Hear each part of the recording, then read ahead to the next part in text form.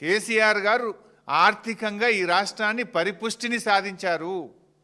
GSDP growth రేట్లో, per capita growth రేట్లో దేశానికే మార్గదర్శకంగా ఈ తెలంగాణను నిలిపారు కేసీఆర్ గారని ఇలా ప్రపంచవ్యాప్తంగా పేరుగాంచిన టోనీ బ్లేర్ చెప్పిండ్రు. ఈ దేశంలో పేరుగాంచిన దువ్వూరి సుబ్బారావు గారు చెప్పిండ్రు.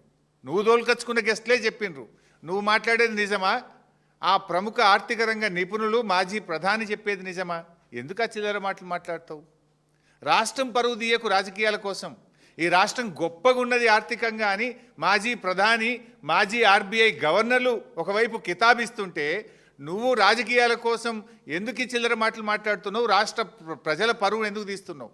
రాష్ట్రం యొక్క గౌరవాన్ని ఎందుకు దెబ్బతీస్తున్నావు? రాష్ట్ర ప్రగతిని ఎందుకు దెబ్బతీస్తున్నావు అని అడుగుతా ఉన్నా. అసలు ఏమన్నా మాట్లాడితే ఏమన్నా ఒక సందర్భం ఉందా?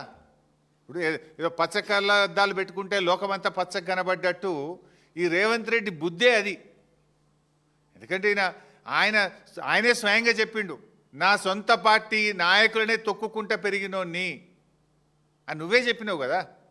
నీ నాయకుడు, నీ మంత్రి కోమటిరెడ్డి వెంకటరెడ్డే చెప్పిండు, 50 కోట్లు పెట్టి మావాడు పిసిసి అధ్యక్ష పదవి కొనుక్కున్నాడు అని. 50 లక్షల రూపాయలు లంచం ఇస్తూ రెడ్ హ్యాండెడ్గా ఒక ఎమ్మెల్యేను కొనుగోలు చేసే ప్రక్రియలో పట్టుబడ్డ దొంగవు నువ్వు. అసలు నీకు నిజాయితీ ఎక్కడదయా? మా దృష్టిలో ఒక పార్టీ అనేది తల్లి లాంటిది. పార్టీ అధ్యక్షులు ఒక తండ్రి లాంటి వారు.